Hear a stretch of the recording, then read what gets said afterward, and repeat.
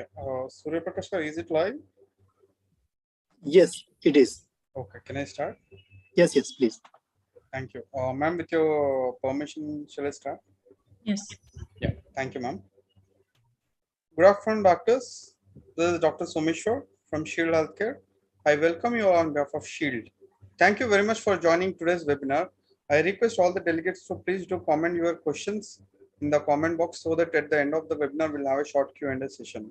So now let me welcome our today's eminent speaker, Dr. Swapnita Hota, who is completed her medicine from RGHS University, and she completed her DNB in Obs and Gynec, and she have done fellowship in laparoscopy, and she's a former assistant professor at Department of Obs and Gynec, and she is currently consultant at Sunshine Hospitals. And coming to the affiliations, she's a member of Foxy, BOGS, and IMA.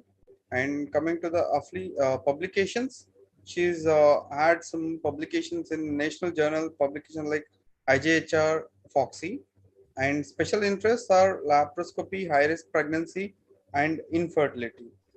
With this, we welcome you for today's webinar, ma'am. And coming to the today's topic, as we know that gestational diabetes mellitus is a primary concern in India, affecting approximately 5 million women each year, and existing literature indicate that pre-diabetes and diabetes affect approximately 6 million births in India alone, of which 90% are due to GDM. So now, without wasting much time, let me turn over the time to Dr. Swapnita ma'am to talk on gestational diabetes mellitus. Over to you. Thank you. Thank you so much for this introduction, Someshwar. Yeah. So the topic is the topic of my own personal interest, because it was my thesis topic also. So it is gestational diabetes mellitus, and it's a very important topic. We face the challenges each and day in and out in our practice. So I'll throw some light about what are the complications, what are the diagnostics test, and what is the basis of all the tests, and what all we can do to help them. So the one of the most common medical complication in the pregnancy, we all know it affects the mother, fetus, and the outcome of the pregnancy is also affected. So that's why detection should be done at the earliest. So the definition is very dicey, because time to time it is changing. Previously, it was defined as the first recognition in the pregnancy, or the pregnant woman, if she is first recognized in the pregnancy, then first she has her high levels of sugar during the pregnancy, that carbohydrate intolerance, so she is labeled as GDM. But in this definition, what is the fallacy? We will deal with it. I'm not able to, yeah. So we all know that our this is our diabetic capital of India. India is the diabetic capital of India because the prevalence is too high. The reported prevalence is 3.8 to 17.9%, and we also belong to South Asian population, which has the highest burden of diabetes in the whole world. So we are coming under the high risk category. So for us, this it is not moving. Excuse me. The screen is not moving. Can somebody help me? Yeah. Yes, ma'am. It's moving, ma'am. Yeah. Okay. So now coming to the prevalence GDM, there was some study conducted in our India. Like, what is the prevalence in India? So Lucknow, they have given 41%, Punjab followed by Punjab, then Tamil Nadu, and then followed by the states. So these are the guidelines and the different and why the definition has changed over a period of time. So previous definition was, as I said, it is defined as the carbohydrate intolerance and with varying severity, and the first recognition during the pregnancy, be it whenever you detect it. But if it is first diagnosed in the pregnancy, you should label it as G. This was the previous definition. So in this, we include the women with undiagnosed pre-existing diabetes also, which has to be dealt differently, as well as women with the first onset hyperglycemia. Therefore, and in the past, less severe GDM is referred to as impaired glucose tolerance and severe as GDM. But now FIGO recommends the term that is hyperglycemia in pregnancy, whether the diabetes is before pregnancy, during pregnancy, or because of the pregnancy, because we don't know that it was pre-existing or now it has come. So for this differentiation also, we have now available the diagnostic test, and which we should be doing. So there are some short-term and long-term complications. We all know that mother, increased chances of preeclampsia. It increases some 15 to 20%. The normal incidence of preeclampsia in the normal pregnancy is 5 to 10%, but here it increases by twofold. It is 15 to 20%. Labor is difficult. Induction of labor, maybe early we have to do induction of labor. Cesarean section rates goes more.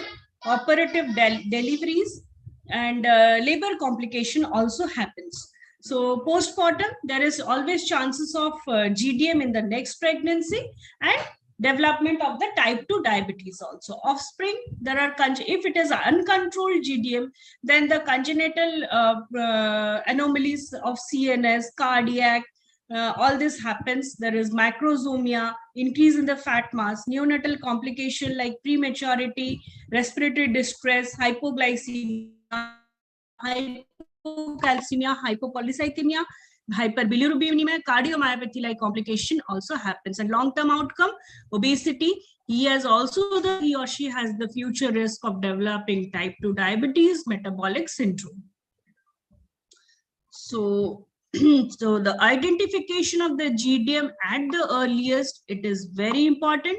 A screening or diagnostic test is done for the GDM. It is now OGTT.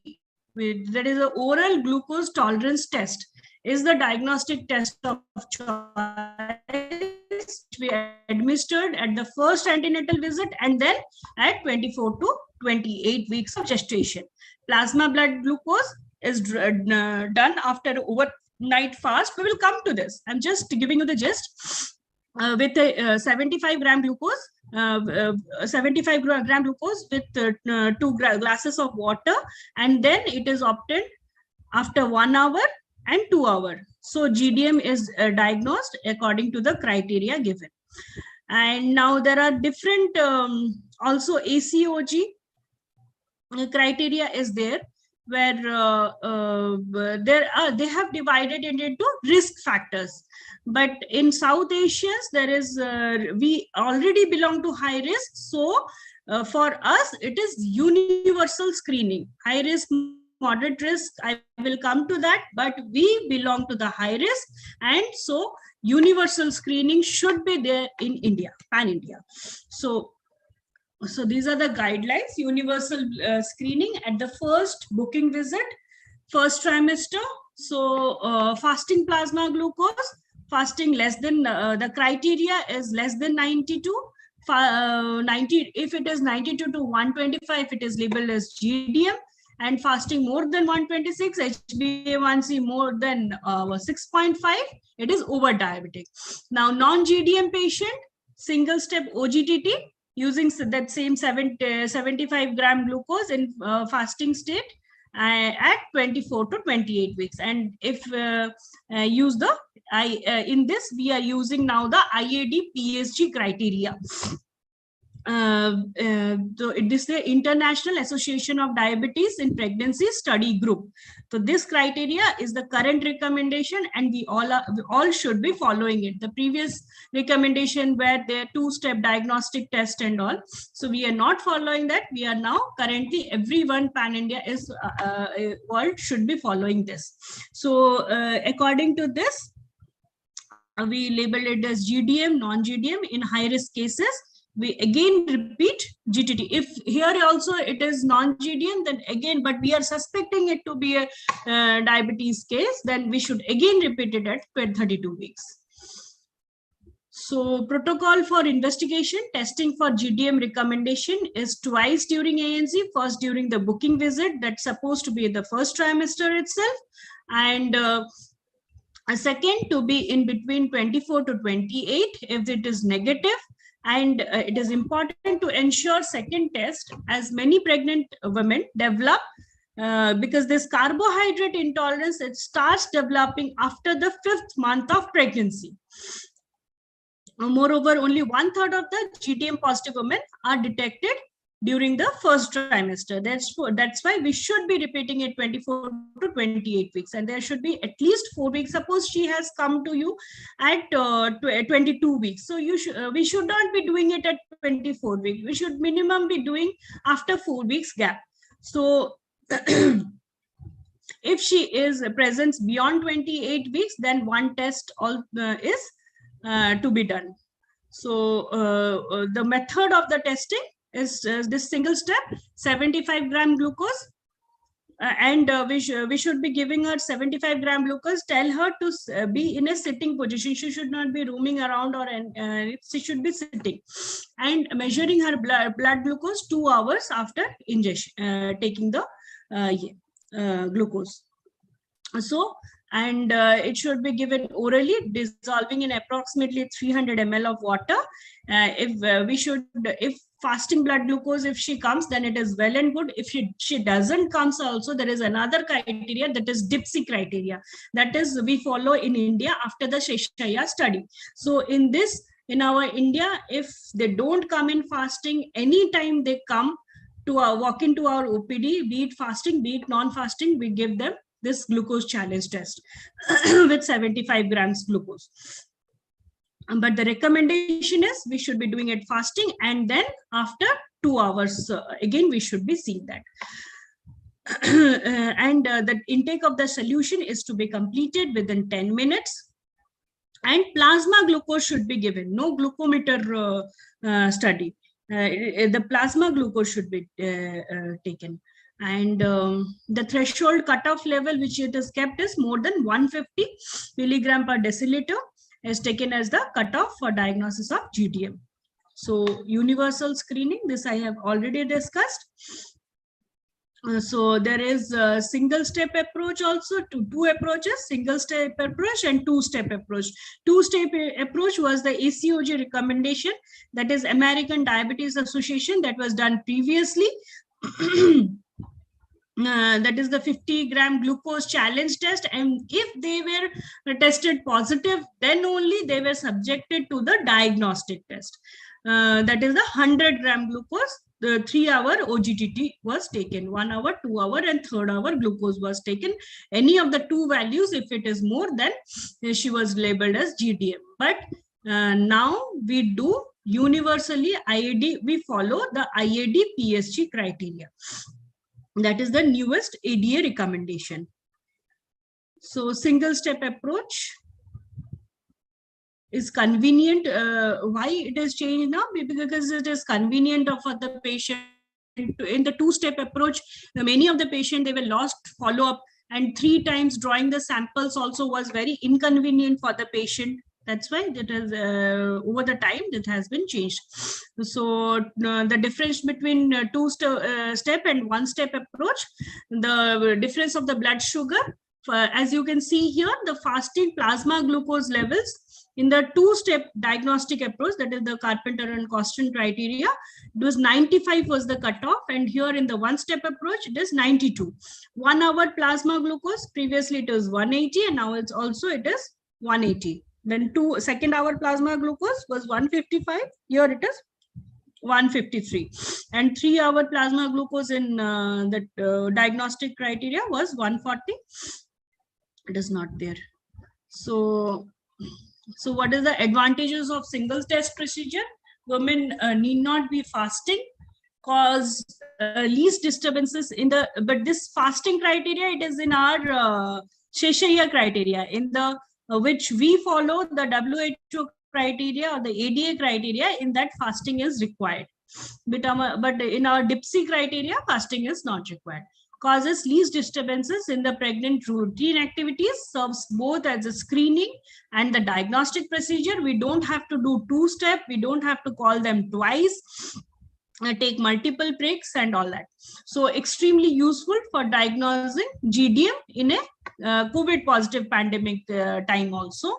And lab glucose measurement is often not available. So plasma glucose, standardized glucometer is the option. We can do it in according to DIPSI, we can also use the glucometer. And the RCT shows benefit of treating GDM by post-load values. And there is no high quality evidence that the two-step approach is better than this.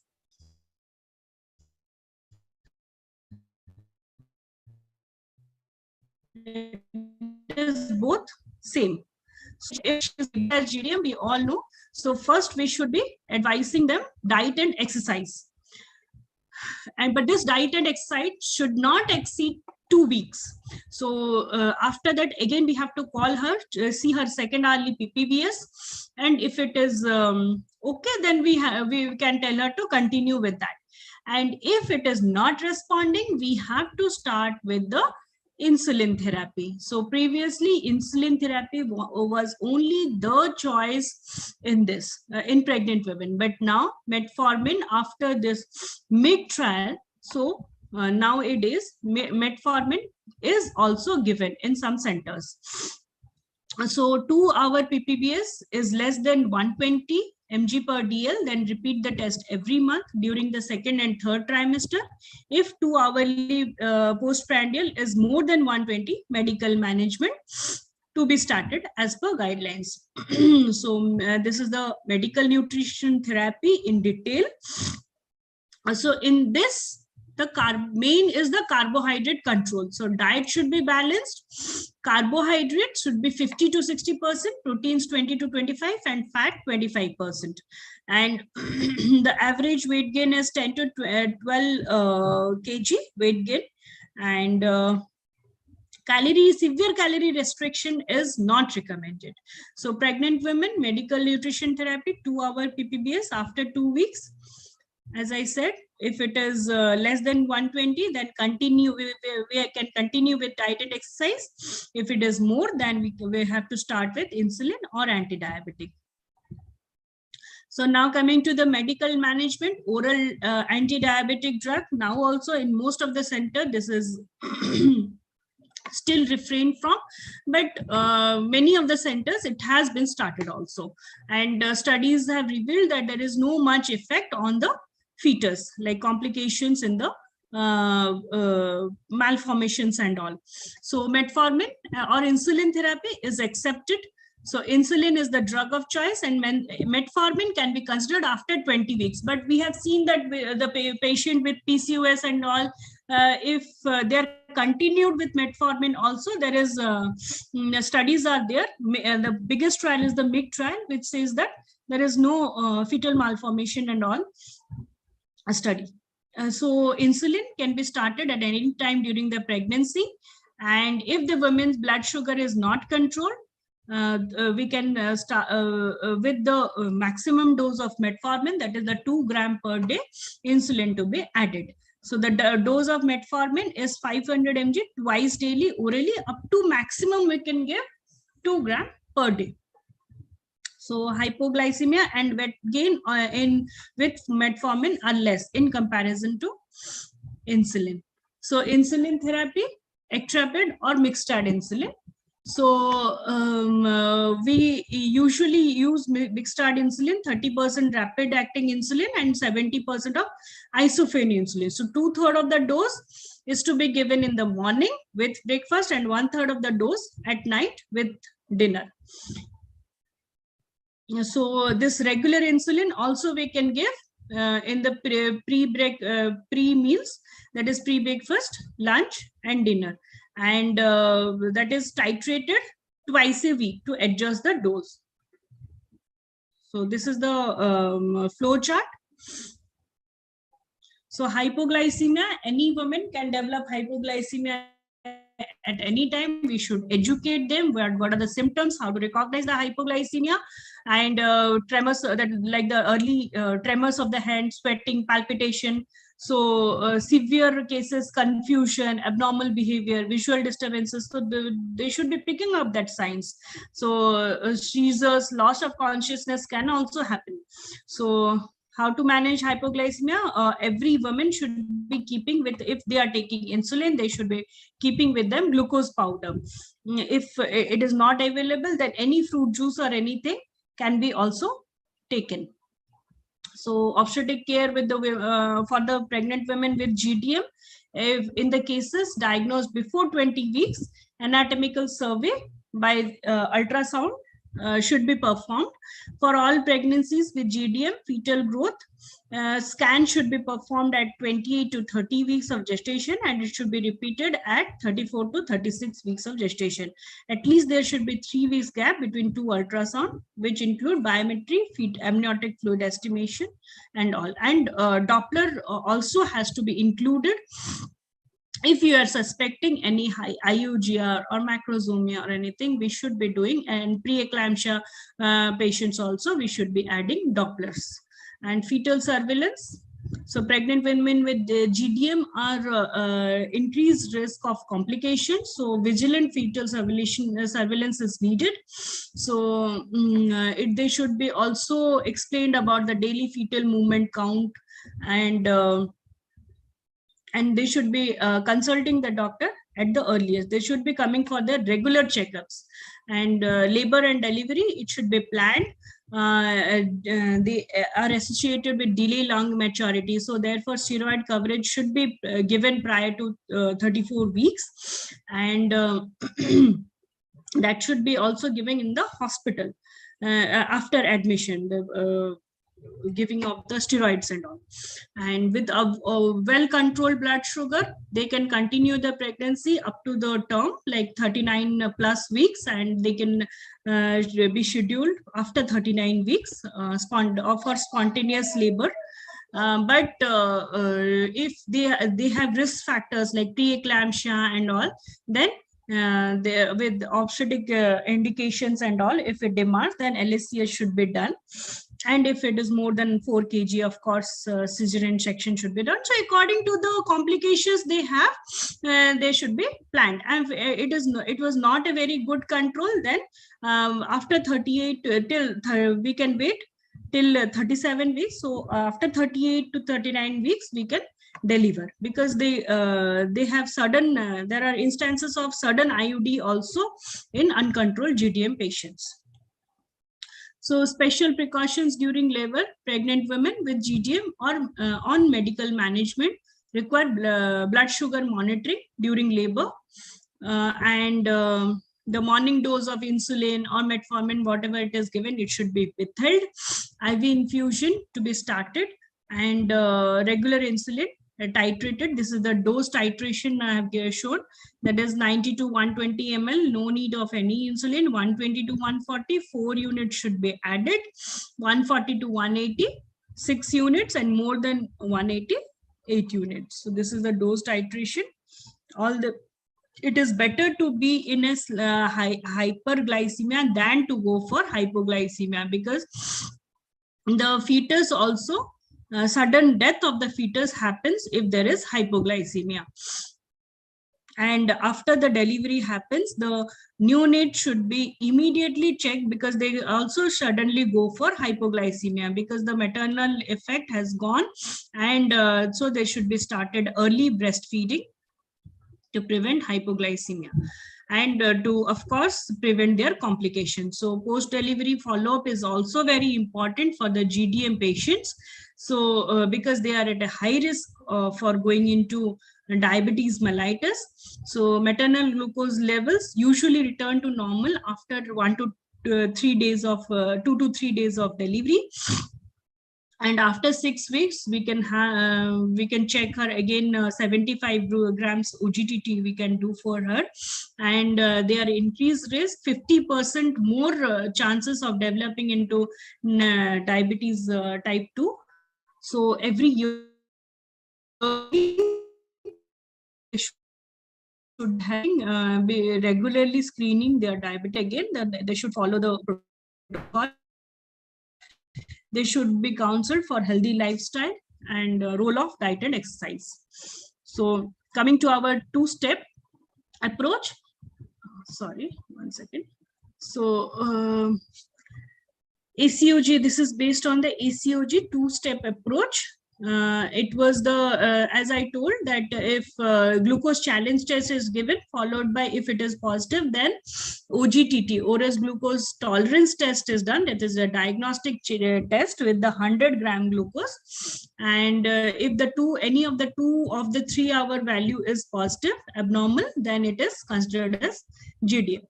So that is, but one-step approach, there is no evidence that it is superior to this one-step approach.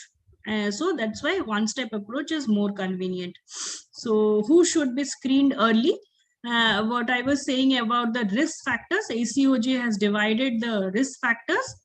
So consider early screening, but for us it is universal screening, but this risk factors is for the outside, the South Asians group. That is, the patient is overweight with a BMI of more than 25, physical inactivity, known impaired glucose metabolism, then previous history of GDM, macrosomia, hypertension, high cholesterol levels, PCOS, then HbA1c more than 5.7, cardiovascular disease, family history of diabetes, and ethnicity of African American, Indian. So screening for diabetes and pre-diabetes in the postpartum period, ACOG tells about the continued screening 4 and 12 weeks postpartum for diabetes and pre-diabetes. So glucose target levels should be fasting, and preprandial blood sugar should be less than 95, and postprandial after taking 2 hours less than 140 at 1 hour and less than 120 at 2 hours, and review weekly, but may alter based on degree of glucose control. Diet and exercise, again, they should be following some diet plan. So I already discussed about how it will be carbohydrate, protein, and fats, and it should be divided like 3 meals, 2 snacks to limit the glucose, and blood glucose level should be continuously monitored. So again, this recommendation when to deliver, this is the ACOG guideline. If they are controlled on diet more than 39 weeks, they can be left for spontaneous delivery. Well controlled on medication, 39 weeks to 39 plus 6 weeks, and poorly controlled delivery between 37 to 38 plus 6 weeks. They should not be delayed, because as I said before also, sudden IUD instances also happens. So estimated if fetal weight more than 4.5 kg, in India it is 4 kg, we should be going for cesarean section. So NICE guidelines is now recommending offspring continuous glucose monitoring to all pregnant women with type 1 diabetes to prevent them for to meet the pregnant targets. And these are the key recommendations.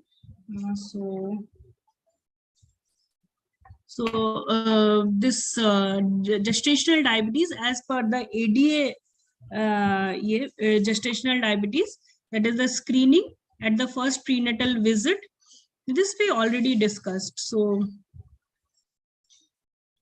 So according to the latest, these are some latest information from ESHRI, that is relation of cigarette smoking with gestational diabetes, and metformin in PCOS women for preventing GDM. I was telling you already that it is seen that metformin is safer in pregnancy. This is Iranian endocrine study guideline.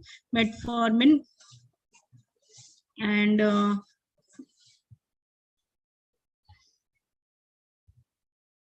so exercise is needed in the pregnant women with the GDM patient. So how it is important, it is recommended for all the pregnant women with GDM, and there are no exercise restriction for controlling the blood glucose. And women without physical fitness should start physical activity with low intensity and gradually increase the duration of training. So what are the goals of the therapy? To control the blood glucose, already discussed. This is important. Glucocorticoids should be given, but they should be given under supervision. That is, she should be in the hospital. Time to time, her blood sugar should be taken, and the glycemic management to be done accordingly. Home management should not be done while giving this glucocorticoid, because after giving glucocorticoid, the sugar will rise. And screening of GDM in the COVID era, it is evolving in this pandemic. This one-step GTT was very helpful, and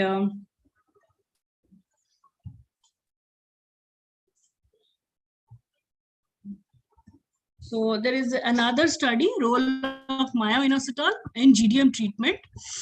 So based on the current evidence, myo-inositol supplementation, it reduces the risk of GDM among the obese, overweight pregnant women, and as well as women with PCOS. So this is a new study which has come up, history and a family history of type 2 diabetes mellitus. So inositol supplementation in the prevention of gestational diabetes mellitus is there.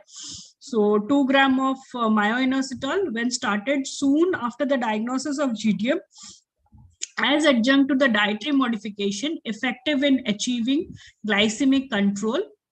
Thus, it decreases the need for pharmacological therapy, but it requires more and more studies to substantiate it. Efficacy of the myo-inositol in the gestational diabetes mellitus, there is an Asian Indian women study, pilot randomized trial. And again, this is another review article, myo-inositol in the prevention of gestational diabetes. This is a was published in Journal of Diabetic Research. And combination of myo-inositol and lactalbumin reduces the insulin resistance and excessive fetal growth. It also prevents the macrosomia. So reduced rate of insulin treatment and preterm birth was demonstrated. So these are the studies they have shown. Summing up, to undertake actions our various capacities and address the link between maternal health and diabetes as a public health priority, it should be taken. To accelerate the implementation of FIGO GDM initiative by pursuing supportive policy actions and mobilizing resources for its implementation. To promote and celebrate GDM Awareness Day, which was on 10th March, as an instrument to bring public attention and raise awareness to ensure all pregnant women in attending health facilities are tested for hypoglycemia. This is a FIGO IDF guideline initiative. So, take-home message: gestational diabetes mellitus can be controlled by diet and exercise, and whom the people who need this medications and insulins, they are only few. GDM, but GDM should be in control. So insulin injections are required only during pregnancy. It should be modification of diet should be done. Diabetologist help should be also taken, and there should be always institutional delivery with, and they should be considered as a high risk pregnancy, and it should be done in tertiary care center, and any problems, so that any problems encountered can be tackled. So this is a GDM safe. This is for this diagnosis of GDM. This is a myo-inositol vitamin D3 combination. So it should be benefits when given from the first trimester, prevents the occurrence of GDM in high risk patients. So reduces GDM occurrence in early already GDM developed patient. GDM safe helps to reduce insulin dose and prevent macrosomic baby.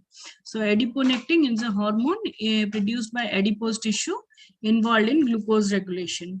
So myo-inositol increases adiponectin levels by 28%, And the role of vitamin D3 in GDM: decrease the fasting glucose, improves the insulin sensitivity and the beta cell function. So GDM is the mother of all non-communicable diseases. We should be taking all the efforts to prevent GDM.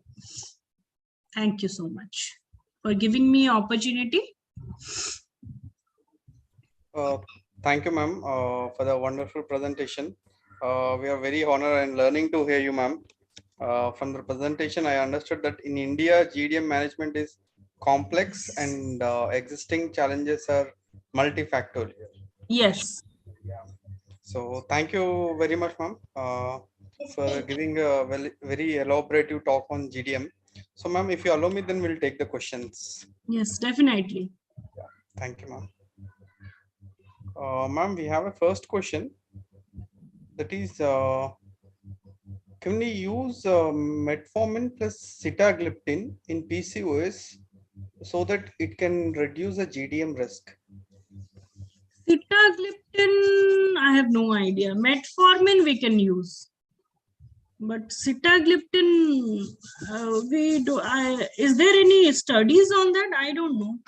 Sitagliptin we have not used. Yeah, I think there is no indication such that for the sitagliptin. I think there are. Yes, to substantiate the statement that metformin can be given in pregnancy, that is the MIG trial is there, and after that only we are giving this metformin in the pregnant women. And we have seen that PCOS patients, if they in pregnancy also they continue with that, the requirement of the insulin goes down, and there are no much fetal complications also. Like fetal complication means, I mean to say, abnormalities.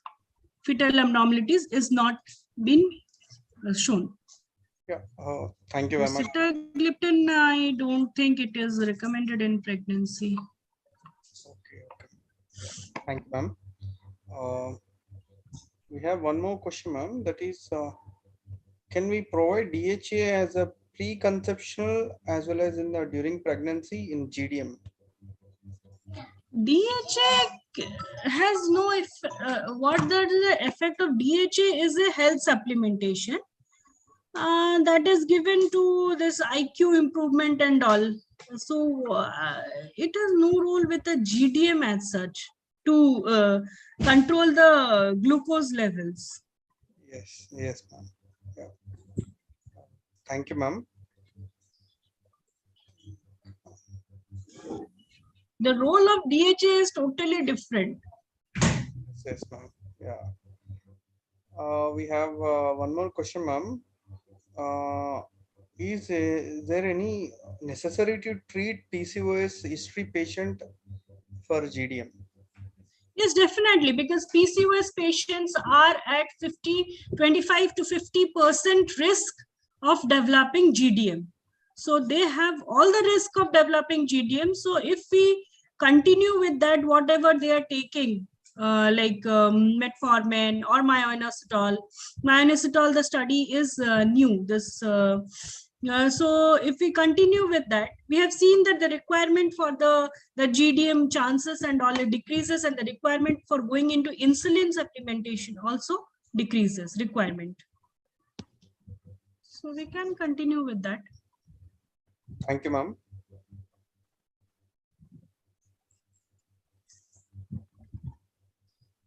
I think there are no more questions, ma'am. If you allow me, then we can close this webinar. Okay. Thank you so much for giving me a platform. Thank you very much, ma'am, for the wonderful presentation. We are very glad to have you, ma'am. We look forward for your continuous support for this educational initiative. Thank you very much, ma'am. Have a good day, and also thank all the delegates for their active participation. Many thanks from the Shield team. Yeah. Thank you, ma'am.